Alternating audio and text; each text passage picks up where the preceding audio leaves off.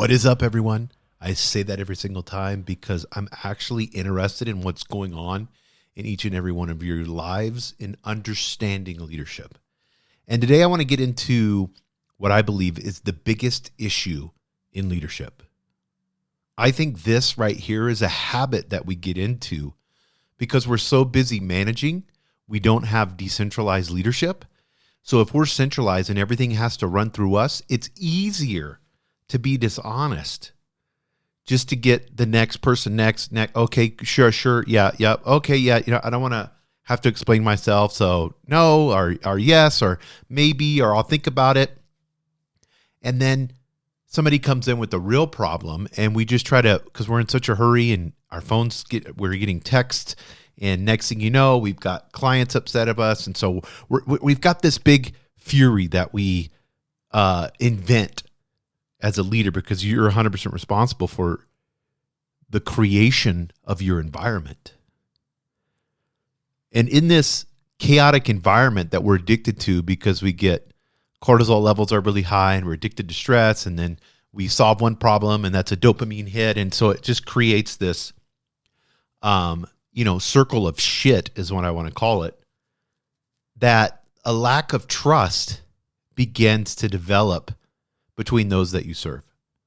And I think this is the biggest issue in leadership, because followers look to their leaders and they have to have honesty and transparency. That is a fundamental element of any relationship. Without trust, what do you have? If you're there to serve and develop relationships, and I'm going to use the L word, I always call it the L word, and love those that you serve, how can you not have trust? How can you not have a relationship with those that you serve? So trust. Think about it with your partner. If trust is broken, some of you've experienced that before. If you've gone through a breakup or you've had to go through counseling because of that, maybe you caused it or they caused it or whatever. But when you can't trust your leader, we're seeing this. Look at all politicians. I'm talking both sides. They say one thing and then they get in and they're narcissistic. You can't trust a politician. And how refreshing is it if you're a leader and those that you serve can trust you? What type of ROI will you get from your employees? What is the longevity of them being employed with you? Because majority of leaders are dishonest. And I don't think they do it with malice. I think they're doing it just because it's easy and convenient to give the answer of whatever's the easiest answer, even though it may not be the truth. A lack of trust leads to a breakdown in communication, reduced productivity, and increased conflict within the organization. Now, let me explain those. A breakdown in communication. You can't communicate without trust. Great book. I encourage you to look it up. It's Franklin Covey's son. He wrote a book called The Speed of Trust. And so the minute that people can begin to trust each other, then things get to flow and move faster in your organization, because people are just having this automatic, form of trust. So they know that they don't have to be defensive. They know that they can tell the truth, that there's not going to be a repercussion for it. So a breakdown in communication will happen because people will put up walls when there's distrust. And when they sense distrust, they're going to put up a wall. Just think of it just like your personal relationship. It's the same exact thing. In fact, you're spending more time with those that you serve and lead than you are more likely with your partner, your husband, your wife. So breakdown in communication. Number 2, reduced productivity. This is going to happen because they're in defense mode. So, and I'm going to correlate this to relationships because this is so true. When you have somebody that doesn't believe you, or maybe you've had somebody who's been insanely jealous and you feel like you can't breathe, like every step that you take is going to be wrong because they don't trust you. So your employees feel the same way. I want you to get this. Your employees feel the same way. They're feeling that they cannot have freedom and creativity to be productive because if they take one wrong step, this is what distrust creates. And you may not even realize this as a leader, but you just giving in to the whims and not having decentralized leadership, this is what begins to happen. And then increased conflict within the organization. Why do you think you would have increased conflict? Because everyone is going to follow their leader. So if you're not being honest, then a lot of people around you won't be honest. Then the emails that are going out, the things that are being said to each other is all conflict related. And you're going to have more conflicts because when the truth comes out, and always does, it's opposite of what the sales team said or the marketing team said. Our accounting said this, this, and this, and the CFO, told me this, but then the CTO, said this, and there's no truth anywhere. So you try to navigate in a dishonest world leads people to conflict. It always will. You as leaders will lose the trust of your followers, and you'll do it in several ways. And I want you guys to get this. One common way is by failing to keep promises. This is being dishonest. Yeah, I'll handle that. Not a problem. Yeah, how about you come back in 10 minutes and we'll do this? Well, I don't have time. I'm gone. And then they come back and you're gone. You're not even in your office. Keep promises. If you promise somebody something, write it down or put it in your calendar right away. Stop what you're doing, grab your phone, and put it in your calendar. Just like that. People are number one. If you have this idea that people are number one and your brain can't remember things, then you're going to use your second brain. There's a book on that, and you should get it, called The Second Brain. And that is your calendar. Your calendar is your second brain. So the minute you say, hey, I can't do this right now, but can you come back at 2 this afternoon? Boom, grab your thing and put it in real fast in your calendar so that it reminds you, so that you know that you can keep a promise. Keeping promises is a very common way that you can create trust with those that you serve. When leaders make promises and fail to follow through on them, they undermine the credibility and erode the trust of their followers. So it's an erosion. I want you to think of like a beach slowly eroding. Those waves of distrust keep hitting that sand, and next thing you know, erosion happens. Another way, second, is by not being transparent. When leaders are not transparent about their decision-making process, their followers feel excluded and distrustful of their intentions. Now, your intention was not to exclude them, but to them it was extremely important, and you have 100 employees, so that one, it wasn't that important to you, so you just decided to take the least path of resistance, which a lot of time is a distrustful path. If you're not including people in your decisions or allowing them to make the decision, this is, once again, it's decentralized leadership.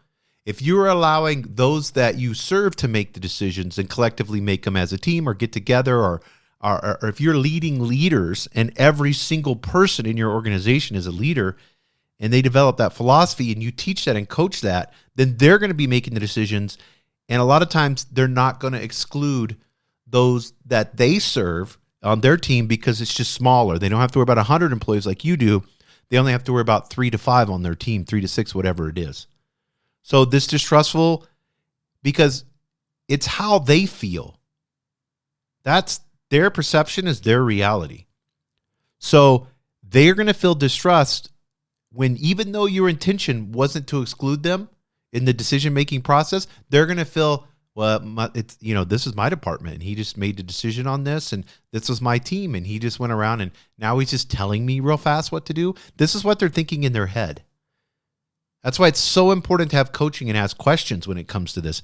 And I do a lot of coaching sessions, and I do them on the podcast all the time. And we'll do one on this. I think it's really... So let's say you have a meeting with the CFO, and they say, we got to reduce the budget for marketing at 15%. And you're like, okay, let's get that done. I'll go let the CMO know that, or I'll go let the vice president of marketing know that. And so you walk down to their office, you're like, hey, just had a meeting, blah, blah, blah. And just wanted to let you know, we're kind of tightening up, the economy and everything that's going on like that. So Susan just wanted to let you know, there's going to be about a 15% slash in your budget.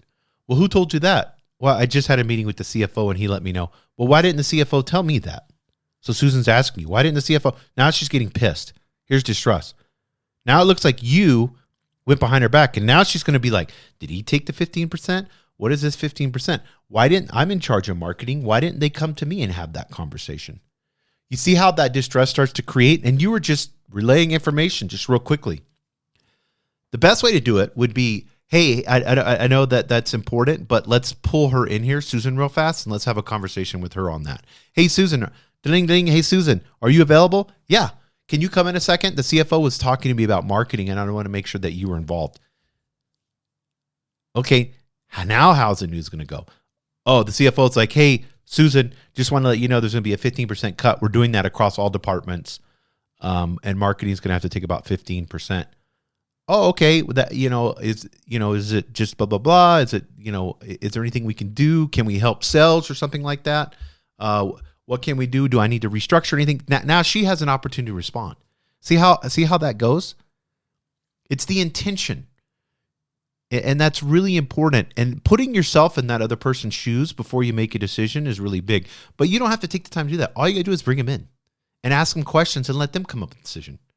In fact, if I was the CFO, I would go to Susan and say, hey, Susan, we've got an economy issue. We've got some things going on, and sales has got, could you mind, let's schedule it in like 3 or 4 days if that's fine, a meeting.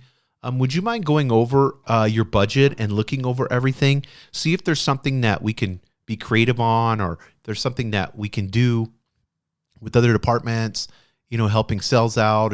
Can we refocus some marketing funds or reduce or whatever? This is your department, and I just wanted to let you know we're kind of tightening the belts a little bit, but I want you to be in charge of that. In 2 or 3 days, can you come back to me and bring me that info? And let's schedule a meeting right now and get it on the calendar because it's really important. Susan's like, sure, not a problem. I'll do that. Now you've put her in charge of that. Now she comes back. It may be 25% cut, and you were expecting a 15. She may not. She may have creative ideas on some things that they can do. Shifts. Well, we've been doing all this brand engagement stuff, and I think maybe we could focus more with sales and do more leads. We could generate more leads, take the income, and move it around. And you're like, well, we do have to cut some funds right now. What do you think would be a good percentage? And then she's like, well, probably 10%. You're like, well, why don't we look at around 15%? What do you think about that, Susan? With that, from all the numbers that I've run in our department and stuff like that, what do you think about 15%? I mean, she may come and tell you 25, 20, 15 or whatever. And you may say, oh, I don't need a 25% cut. A 15% cut would be perfect looking at the numbers. But you're going to empower her to be able to adapt and evolve and change some things. And if she's a good person, which most people are, she's going to come up with a creative plan that'll be awesome. And a way that you can be able to shift programs, shift marketing money around to be able to get exactly what you need. And all you did was have to ask a question and have a meeting. Ask the questions, have meetings, schedule meetings. Ask questions. Most of your time should be coaching people. I say this over and over again. This is really important. So how do we address the issue of trust in leadership? Well, you must prioritize transparency, honesty, and integrity, even if it seems bad. By you doing that, it shows that you're human too. Hey, Susan, to be honest with you, I made a mistake the other day. I came into your office and kind of told you this. It wasn't right. I should have brought you in the meeting with the CFO. We were just talking off the fly, and I just wanted to give you the information. I didn't have any malice in my heart. I love you. I care about you. And next time I'll try to do better, but let's have a meeting on this so we can go over some of the things that we can work together on. Is that fine, Susan? And once again, I apologize. That's transparent honesty and integrity. You should always be quick to apologize. If there's a mistake made, people aren't going to hold it against you. Trust me. You think that you could lose your job? If you're threatened like that and have a scarcity mentality and think that you can't have integrity, it's really easy to operate. It's just a habit. You could cover shit up all the time and bullshit your way, or you could just have honesty and integrity. And it's their perception anyways. So ask them. Say, hey, from the response of the day, I kind of felt like you may have thought that I was being dishonest with you or something. And so I wanted to come and apologize. And then ask her a question. Say, is there anything I can do to make up for this? Or, it's really, really simple if you begin to just shift from tasks and priorities and projects and begin to take that all on one thing, people. And all of that stuff, bullshit stuff that you were thinking about, Let people think about that. Decentralize it out. Delegate it out. That's their responsibility. They can think about it way better than you can. Your brain can only hold a few projects at a time. But if you have 10 people spread over the organization and each of them hold one project, that's way more, that's going to be better and more detailed and organized than you could hold those 10 projects in your head. So must prioritize transparency, honesty, integrity. Be open about your decision-making process. Communicate with them constantly. Leaders should also follow through on their promises and be accountable for their actions. If you screw up, be quick to apologize. By doing so, leaders can build trust with their followers, and you're going to have a positive and productive work environment. Because why? I've done this in meetings where I've lost my temper and apologize right away. It's like, I shouldn't have done that. I said the wrong thing. Hey, I'm sorry. I shouldn't have said that. I'll tell people, I love you. I care about you. And I shouldn't have got upset. I got upset. Maybe I had some bad sleep, probably hangry. Most of the time we get angry because we're hangry. So you need to, while you're getting angry, be self-aware enough to say, am I actually just hungry? A lot of times it's either cold, we're too hot, or we're hungry. So check the temperature of your body. Go put a jacket on, walk around. Guaranteed you may, or take your jacket off because you're too hot, or go get a bite to eat, get some protein, have a protein shake or something. I always have those little Costco protein shakes in my fridge in my office. Just get a little tiny fridge, put it in your office, have some protein shakes in there. I have Coke Zeros and protein shakes. That's kind of my thing. And sometimes I have Monsters, the zero sugar one. I know those aren't good for you. Sometimes I love those like mid-afternoon time to pick me up. But you can build trust with your followers. And I think this lack of trust in leadership, to me, is the biggest issue facing organizations, especially today. We can see it in our leadership among corporations. We can see it in our leadership in politics. And you will set yourself in that top 1% of a leader if you begin to lead with trust. Thank you for joining us on the Albuquerque Business Podcast. And thanks to our sponsor, rigbydigital.com. Make sure to subscribe and share. And go to abqpodcast.com. Get show notes, resources, and links to everything we talked about today to help you navigate your journey as an entrepreneur and business owner.